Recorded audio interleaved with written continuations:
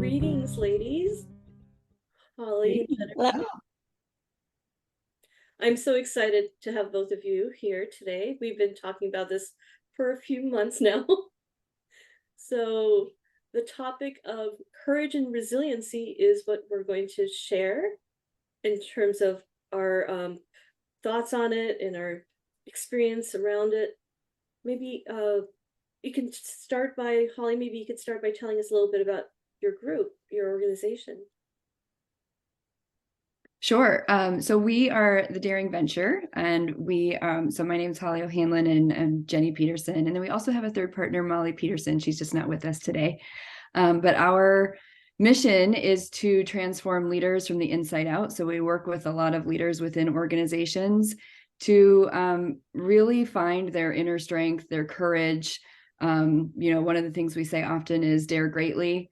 So, and really get in touch with your hurt side, their emotions and how they are impacting how they show up as leaders, and what they want, how they want to show up in the future. And we really work with teams and leaders individually about kind of making that shift. But I'll let Jenny kind of talk about where it all started. Yeah. So just the background for the Daring Venture is that all three of us are coaches. And so we've been in the executive world for, I think our culmination together is over 40 years. We started when we were really young. So Molly and I started this probably 9 years ago now. And we came together to bring Brené Brown's work into our lives and into the groups and teams that we were working with. So during that time, we started with the Daring Way, Rising Strong, those early iterations of Brené Brown's work. In the last 4 to 5 years, really working with Dare to Lead. And that's when we brought Holley into the mix. So now we're doing more corporate work, bringing in Brené's work around courage, vulnerability, our resiliency skills when we step into, the stress that we have in the work world, of course. And so our signature program is really a 10-week, 2 hours a week, Dare to Lead cohorts where we actually put this work into practice. So along with that, we offer 4 hours of coaching. And then, of course, we also do coaching outside of that and do 360 work with individuals also. So we believe in this work and we also practice it in our own lives. And so we're excited to come here today to talk a little bit more in depth about courage, resiliency, vulnerability. That's really wonderful. And the fact that you're walking the walk, you're going through and you are the coaches, but you've also lived these experiences is what I find really exciting. Holley, maybe you could share a little bit of anecdotal, what inspired you to go down this path? And maybe then Jennifer, you also share some stories of inspiration. Sure. Yeah. So I was in the corporate space for about 15 years and in just various leadership roles, and eventually started to just kind of fall out of love with my actual job. But I really loved working with my team and really also saw a need for more well-being in the workplace. And, I worked in retail, so it was go, go, go, live and die by sales and just nonstop. And I felt like there's a big gap here with just being able to rest, being able to take care of yourself and show up as a leader and show up as an employee who does a really great job. So eventually, coaching came into my world and it really was life-changing. And I thought, I want to do this. I want to have more impactful conversations during my day, and I want more flexibility in my life to spend with family and friends and myself, to be honest. And so that journey, speaking of courage, it took a lot of courage, and it took coaching, and it took a lot of self-awareness to figure out, what do I want to do? How do I think I'm going to get there? And what kind of support do I need to make that shift? Because that was it's a big mental shift. It's a big financial shift. It's a big learning shift. And so, as we talk about courage and resiliency, looking back on it, it was definitely a shift in mindset, a shift in or I wouldn't even say a shift, an awareness of what's important to me, and am I going to make the moves to make it happen and to make it reality. And so what was wonderful is I met Jenny throughout that journey, and she and Molly were already doing the Dare to Lead work. So I went through the program, and it was a game changer. It was really life-changing in not only getting to know myself better, but learning how to communicate and be in relationship with everyone in my life, family, business partners, clients, friends. So then I was just ecstatic when they invited me to be on the team, because I truly, truly believe in this work. And so that's kind of my perspective. And it takes courage every day to be a business owner, as you know, Shilpa. Absolutely. There are days where I feel like, who do I share the excitement with when I've done something well, or who do I cry on the shoulder of when things get tough? Absolutely. Yeah. And we all need that support in both ways. And I think the awareness aspect that you tuned into is so critical, because that is something I think all of us go through. Every human, we have this journey, and sometimes we think we're on a path, and then we go and deviate from it thinking that, is it right? But often it is right. Yeah. Yeah, it never seems to be a straight line, and often when we think we have plans laid out perfectly, life happens, and we're thrust into change. And that's where this work is really powerful. And that kind of lends to my story. When I was 17, I was injured in a downhill skiing accident. So I'm a quadriplegic. And so learning at a very young age about courage and resiliency, and, how to be independent and also be interdependent, because I do rely on others, and how much of that has actually fallen over and spread into my mindset when I'm showing up at work too. So Anne plays really well with Brené's work, bringing this work forward. So my work world started in the nonprofit realm and culminated as a director of a nonprofit organization, and learned really well about burnout.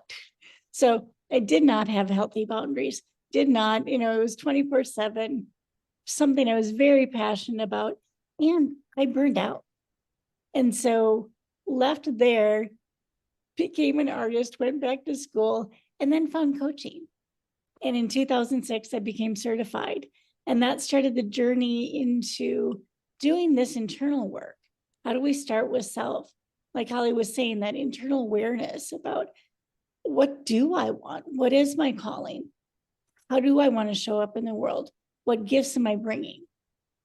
And the Dare to Lead work really showed up for me doing my dissertation for my PhD program, because Brené's video came out, and there's a woman there, says on her chest, "I am enough." It was written with a Sharpie marker. That image broke me in two, because here I was at this culmination of, I'm supposed to know what I'm talking about, and I didn't have it. I didn't feel like enough. So I'm like, who is this Brené Brown person, and what is this all about? Because that was the piece that really was missing. And so diving into this work, really figuring out that the self-judgment, the inner critic, fear, shame, that was all the stuff that was holding me back.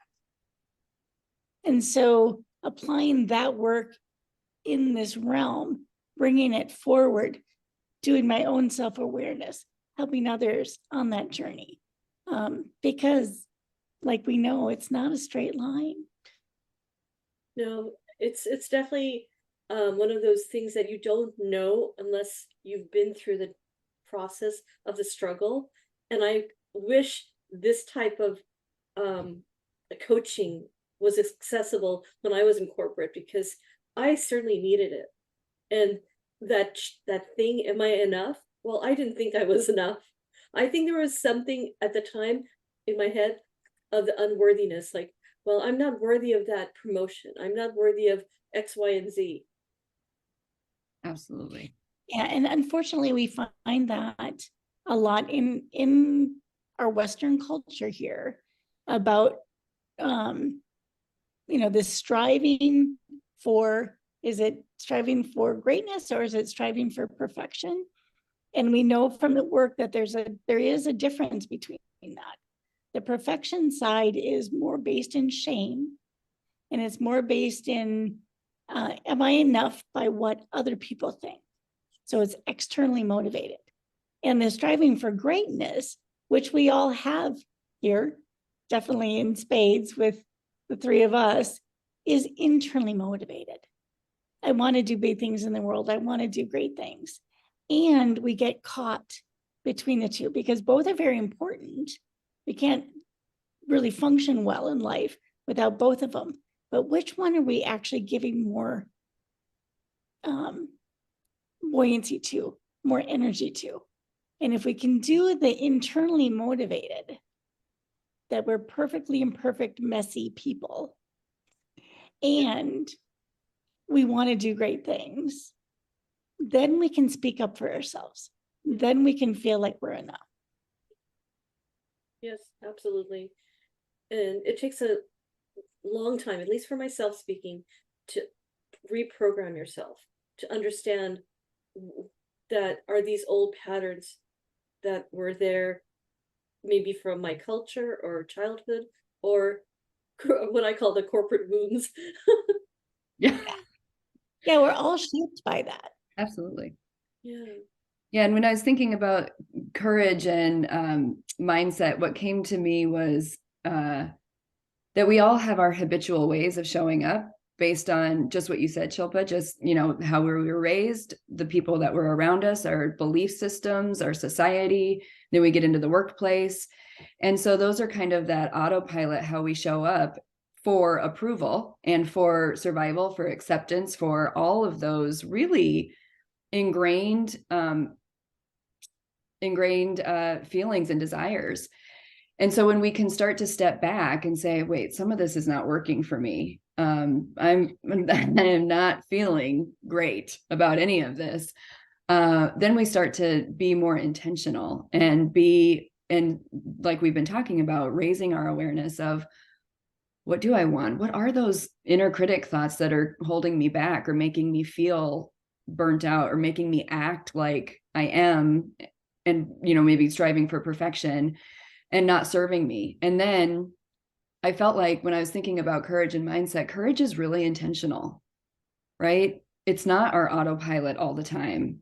It really takes an awareness and intention to say, I'm going to do things differently.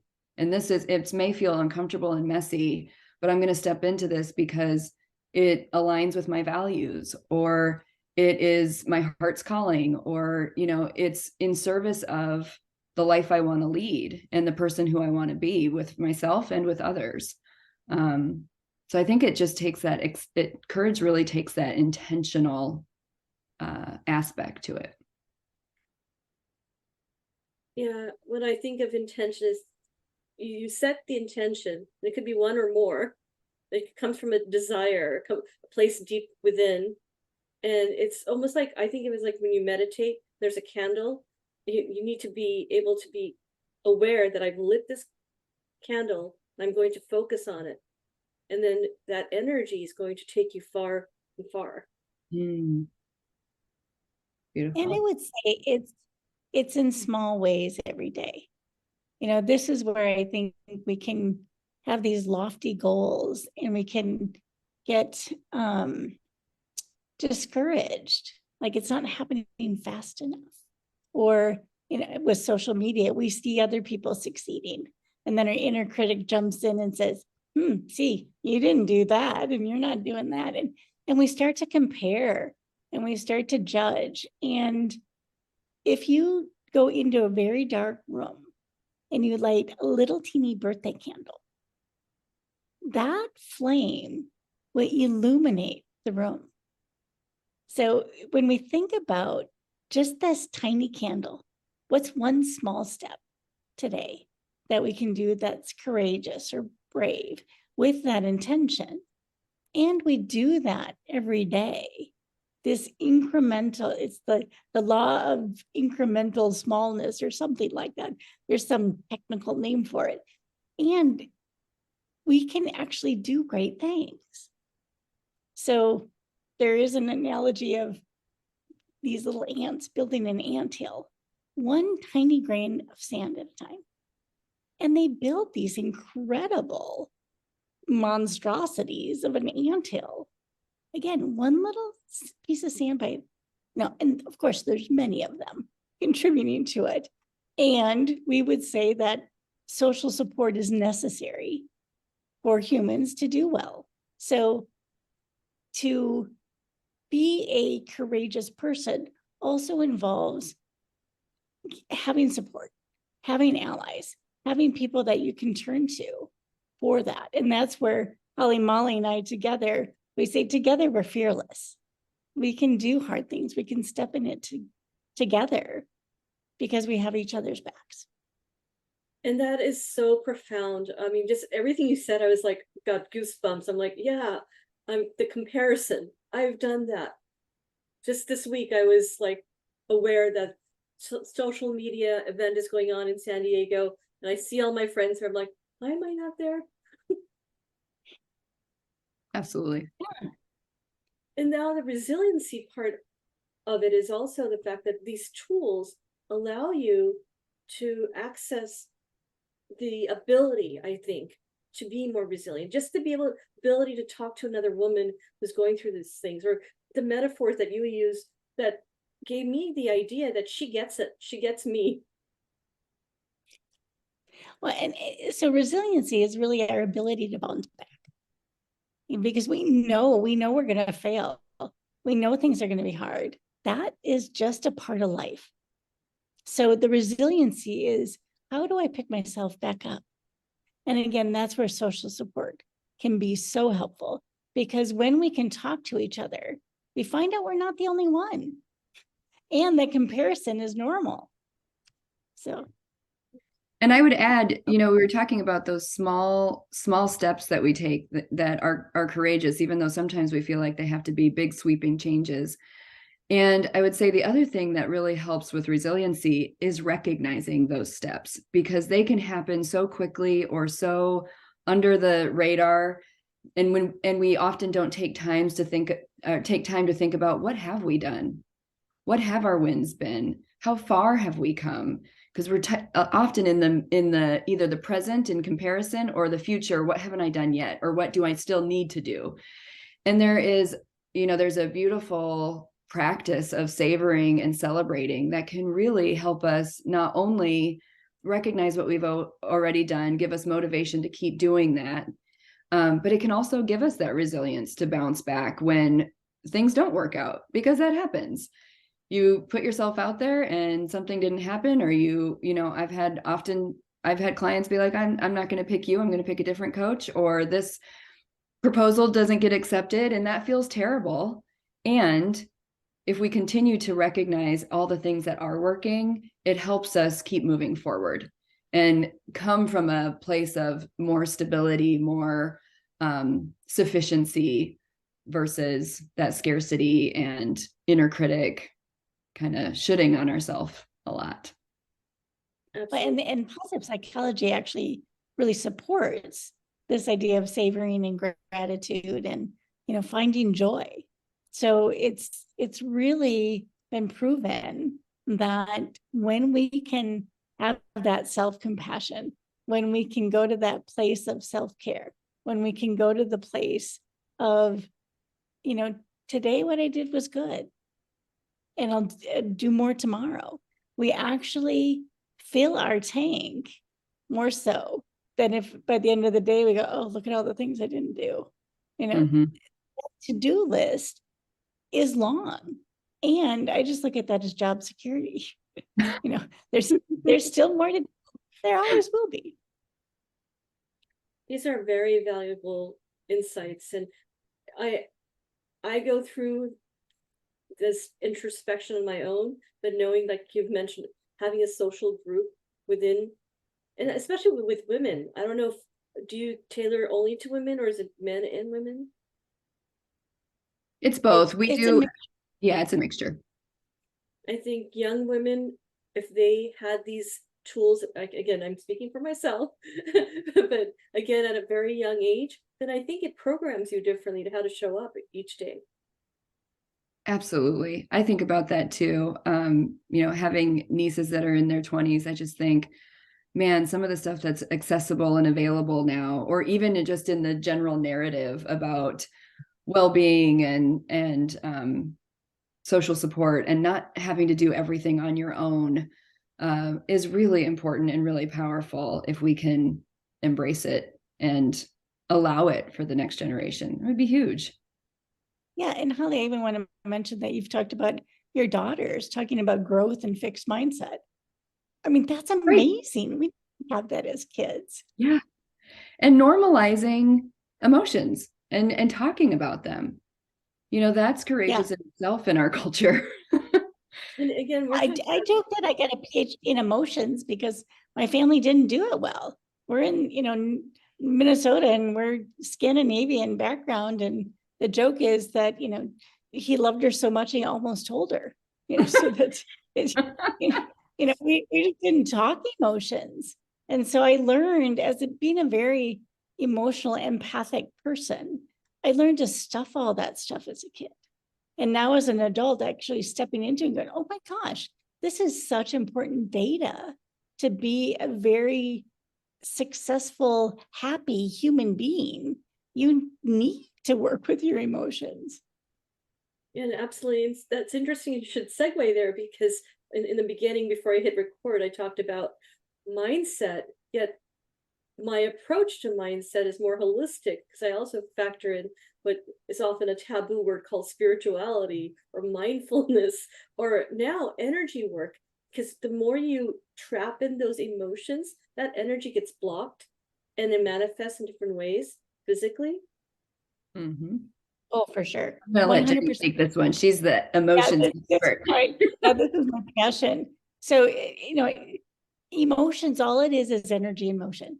It's our physiological response. And as human beings, I mean, I love it when leaders come in and say, well, I leave my emotions at home. I don't bring them into the workplace. I'm like, well, good luck with that because you're a human being. It's a part of our physiology to have emotions. And so, how do we actually engage with it? How do we learn from the data that our emotions are giving it? Because there's so much wisdom to what's going on. And so, working with women, we often work with resentment and rumination because that's two areas that we play in a lot. And we find that when those show up, our boundaries have been crossed. Maybe we said yes when we really wanted to say no. So, working with one client, we were talking about this. She came in the next coaching session. She's like, oh my gosh, I love resentment because it now lets me know that I was doing stuff that I didn't want to do. So then she could set healthy boundaries. She could change the way she was showing up. And so, emotions just give us so much in life. They're also the juice, happiness, joy. This is what propels us. And when we're talking about resiliency, that's what fills the tank. Absolutely. And some of the clients that you work with, how do they find you? Because I'm sure that those who are listening to this, aside from my show notes, but how do people become aware of both of you or your organization? Go ahead, Holly. I would say our website is probably one of the best places because it's got all of our information, and that's thedaringventure.com. And then we're also on LinkedIn. That's where, from a social standpoint, that's where we're most active. We have a page called The Daring Venture. So those are the two main places where we play. You can also sign up for our email list, and we always promote any activities that we're doing or events or upcoming cohorts. But another way that we would love to engage with people is we have a free monthly event called Courage and Coffee. And that's just a place where leaders show up. And I just want to be clear, we define leader very loosely, any kind of influence on process or people. And that can be, you don't have to lead people to be a leader. We've all been around leaders that don't fit the typical corporate definition. So anyone who wants to show up and learn and be in community, and we have various speakers, sometimes we speak, sometimes we have guest speakers on a whole host of topics, but all geared towards how can this help you as a leader in your life, in your family, in your work, show up how you want to, and live the life and lead the way you want to, and build. I think one of the other pieces is not two main takeaways we have, common main takeaways from our clients is one, I am enough. We hear that every single time somebody finishes our program. And it feels like such a weight is lifted, right? Of just like, I am enough when I show up. And that's it. And everything else is gravy. And then the other piece is I can be in relationship with people in such a more loving and deep way, whether it's at work or personal life. So, so that's what we're always striving for in any topic that we have with Courage and Coffee, but that's a free event every second Wednesday of the month. And we would love to have people there. It's a wonderful way to get to know us and other people. And I do recall attending one of them. It was on heart math, and such a topic that's really close to me. So I truly enjoy the type of content you have. Yes. Our content really is wide.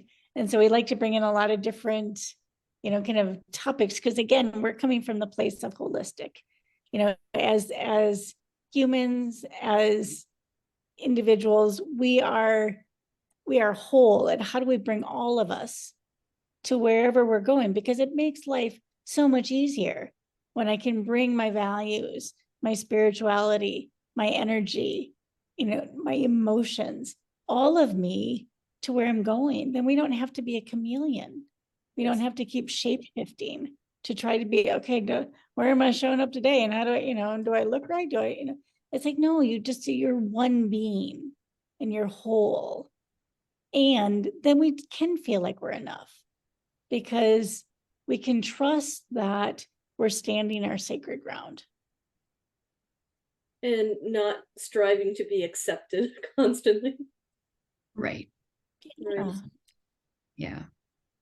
The hustle for worthiness is what Brené calls it. And when I first heard those words, I'm like, oh yeah.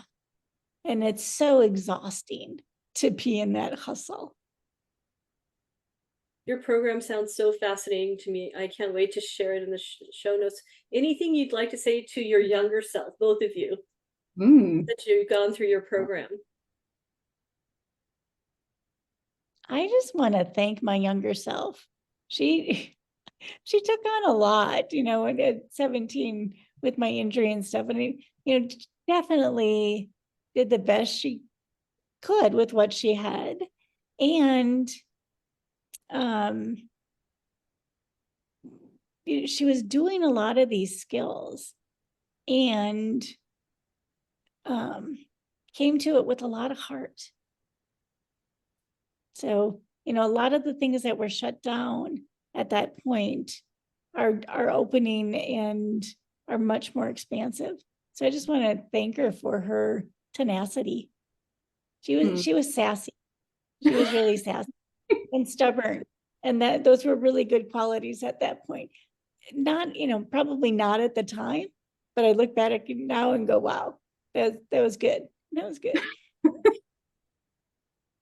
I'd say Jenny's still sassy, but maybe just a little. Maybe just a little. That's a good question. I was thinking thank you as well. I mean, I don't know that I would change anything from, my younger self. I think I really was doing my best at all times. I think the advice I would give to my younger self and any young person is show yourself some grace and love yourself a little bit more. I think that's was missing for me, because there was a lot of just like, I'm just going to hustle for everybody else's approval. And so it would have been nice for someone to say, you can just love yourself. That's enough. This is so, I'm just getting goosebumps. Like everything you're saying, I'm just like, it's coming from heart. It's coming from experience. it's coming from such a great intentional place of helping others. And I just can't wait for others to know about your program. Well, thank you, Shilpa. Well, And likewise, we want our audience to know about you as well. So we're excited. Yeah. I'm really, Yeah, and just one last thing. I just wanted to follow on the heart work, because we're so good at thinking. And so what we really want to encourage people to do is open up your heart as much as you're thinking. When they can work in union together, it's very magical. But when we take one over the other, that's when we can get into trouble. So how do we open both equally and in partnership? absolutely. I recently had a guest and she went through the corporate journey and then made the switch as a coach now. But one of the things she said that really stayed with me is that for the longest time, her what she thought impulse was telling her to do stuff, so she would ignore it because it was impulse. It wasn't coming from this very corporate logical place. But finally she listened to it, and it was her intuition telling her to go down a certain path. Hmm. And I just Beautiful. love that, the fact that it's sometimes that intuition really is the most silent one. Absolutely. Or we try to Yeah. silence it. Like, Yeah. no, that doesn't What? seem rational. That doesn't seem logical. People are going to think you're a weirdo, or they're going to tell you that's not okay. And that's often where our quirkiness, our own eccentric oddities and eccentricness comes from, and our uniqueness of Mhm. what we bring to the world. And that's where it can feel, oh my, like you're saying, Holly, like, oh, I'm not going to be accepted. I'm going to be different. And it's okay. It's It's okay to be vulnerable. different. Yeah. You're Very unique. vulnerable. Yeah. It's your divine signature, your uniqueness. Yes. Well, thank you, ladies. I actually would love for both of you to come back in the future because this was such a beautiful conversation. Oh, we would love to. Thank you for having us, Shilpa. It was my honor. Thank you so much. Have a good Thank day. you. Thank you, you too. Thank you.